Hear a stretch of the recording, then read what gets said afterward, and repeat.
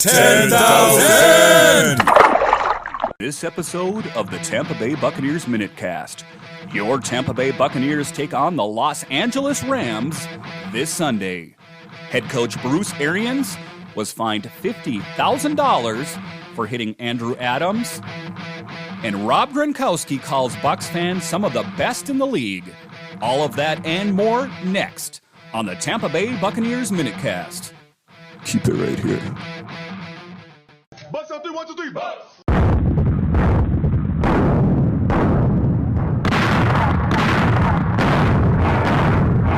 This is the Tampa Bay Buccaneers MinuteCast.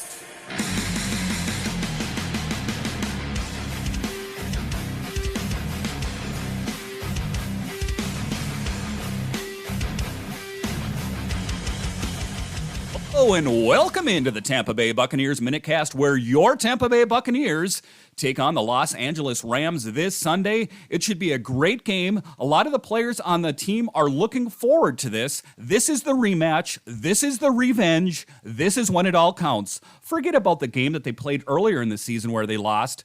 When it's all at stake, the Bucs want to stand up and they want to win this game. Again, you got to forget about what happened earlier in the season.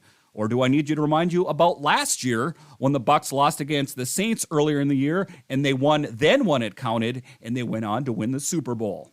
So the Bucs have got to be ready. This LA team is stacked out there. It's going to be a formidable opponent. I mean, don't get me wrong. I know that it is, but I think the Bucs have what it is. It's that next man up mentality, and they have that proven depth.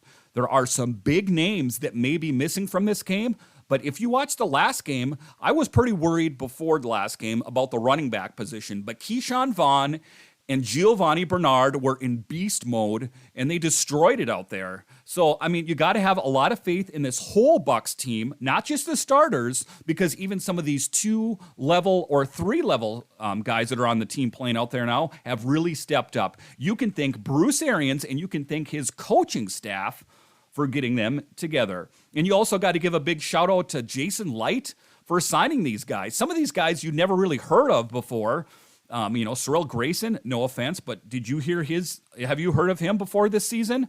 No, I don't think a lot of people have, but they picked up a lot of guys that, were probably kind of thrown to the side. Brashard Perriman, Le'Veon Bell, there's just a lot of guys that I think, get overlooked by a lot of other teams, but Jason Light and his team are well tuned in and finding these guys, and these guys are performing at a top rate level. Here's what's going on with the Bucs. Buccaneers have brought wide receiver Justin Watson back to the practice squad. The Buccaneers have re-signed Rashard Robinson to the practice squad. The Bucs had a walkthrough today, but Bruce Arians says the following players would not have practiced: Cyril Grayson, Ronald Jones, Sean Murphy-Bunting, Brashard Perriman, Jason Pierre-Paul, Tristan Wirfs, and Ryan Jensen. Okay, it was just a walkthrough, but I got to really hope that they get some of these players back. Those are some big names and some big positions. They're going to be left open on the field, or they're going to be with, number 2 or number 3 guys. Cyril Grayson, we really need him out there in that wide receiver position. We need his wheels. So when Tom Brady airs it out down the field, he can run it in for a touchdown.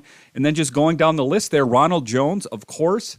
It seems like the running back position has been a position that they've needed help with all season with the different injuries and that type of thing. Leonard Fournette is said to be maybe coming back on Sunday, but it's not for sure. There is some good hope, and it's a good thing that they have Keyshawn Vaughn, and it was a good thing that Jason Light went out and signed Giovanni Bernard, who both guys had touchdowns in the last game. So it's these guys that are quote-unquote depth guys, or number 2 and number 3 guys, that have really stepped up and helped this Bucs team. Other than that, of course, Tristan Wirfs and Ryan Jensen, the 2 tough guys out there, they need them out there. They need their big size out there so they can take on this Rams team. And then Jason Pierre-Paul, he's I'm going to ride it till the wheels fall off kind of guy. You need him out there. He doesn't care. He's going to play injured, and he's going to come after them. And Mike Evans says the Bucs depth is crazy, and it has helped out quite a bit to get the team where it's at. And that's kind of what I was talking about there earlier too, is the team's depth. It's always been next man up, and I've never seen it quite like this before. Usually if you have some of these starters come out, you're scrambling. You're like, well, what am I going to do now? The Buccaneers have that depth. They have that level in the tank that if one guy goes out, next guy up, and it's usually almost flawless. I guess the only exception I would say to that is if Tom Brady went down. I think there's quite a big gap between him and Gabbert. But other than that, everyone else has played very well. Mike Evans says he always likes playing against an opponent that has already beaten the Bucs during the season, as is the case this week against the Rams. And you know that there's going to be some of that payback out there. Like, you beat us earlier in the season, but we're going to beat you when it counts. Kind of like the same thing that happened with the Saints last year. You know, the Saints were, who dat nation out there thinking that they owned the Buccaneers. Not the case. We ended up beating the Saints when it counted, and we're going to do the same thing against the Rams this Sunday. Count on it. Mike Evans' main takeaway from the Rams game in Week 3 is that the Bucs started slowly on offense. Says they need to execute better this Sunday, and they got to keep their foot on the gas. They can't have a game like they had against the Jets. They can't have a game like they had against the Panthers. It's got to be foot on the gas the entire game if they're going to beat this Rams team. Let's face it, all the teams that are playing at this point are great teams, or they wouldn't be playing right now. So the Bucs have got to stay focused. They got to go out there and play Buccaneers football, and they're going to win this game. Mike Evans says Cooper Kupp has good size, can run all routes, is faster than people think, and has great hands. And you can't argue with that. I mean, if that guy is ever available, hey, Bucs, we'll sign you any day. The Buccaneers would love to have a guy like Cooper Kupp on their team. Safety Antoine Winfield Jr. says fellow safety Mike Edwards just finds the ball all the time. He can go 10 plays and have 2 picks. And if you remember, Mike Edwards has that crazy pick in the last game. And I mean, those guys work so well on the field together. Antoine Winfield Jr. is an animal out there. And Mike Edwards, I mean, just a great lineup out there. Rob Gronkowski says Von Miller is a great player, super quick, shooting off the ball, and he has brought a new dynamic to the Rams defense. So that's like I was saying, the Bucs have got to be ready for this team. This Rams team is really good this year. They've slipped a little bit. I know they lost to the 49ers. I'm really not sure what happened there. On paper, that looked like a no-brainer that the Rams would win that game, but it turns out, in addition to the players that Bruce Arians noted as being out of practice, Gio Bernard, Levante David, and Josh Wells, that was as of yesterday, but we really hope that we get a lot of these players back. Cool moment here, Leonard Fournette talking about Mike Evans. Mike Evans has always kept it 100%. Blessed to share this field with someone that does so much for his community, and you really can't say enough good things about Mike Evans, not just as a player, but just as a man, as a person, as a human being. He always goes above and beyond. He's very compassionate. He's a big figure in the Tampa community. And in other things, too, I mean, he's always the first one to hand a football to someone when he gets a touchdown, even though he gets fined for doing so. So you got to really give it up for Mike Evans. Mike Evans talks about how talented this Rams team is. I definitely thought we'd see them down the road, he says. He's glad to get the rematch now at home.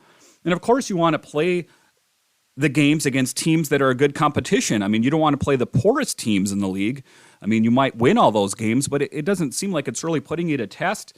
And you got to think that these players want to play a formidable opponent, and in this case, it's the Los Angeles Rams. Like Evans said, the Rams play a lot of zone coverage, and you could hear almost the disappointment in his voice as he was saying it.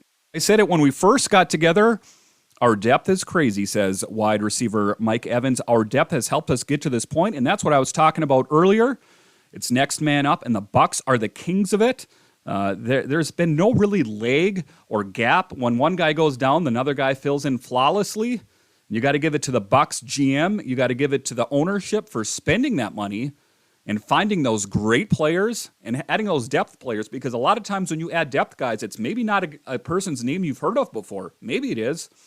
But a lot of these guys that stepped in were really no names until they stepped in. Let's look at Cyril Grayson. He wasn't a real name in the league until the Bucs. So you got to give it up for the Bucs ownership and the general manager, Jason Light. Coach Bruce Arians on how worried he is about the Rams' pass rush with the addition of Von Miller and the injuries to their offensive line. I'd be worried if they were all healthy. If they're not all healthy, I'm hellaciously worried.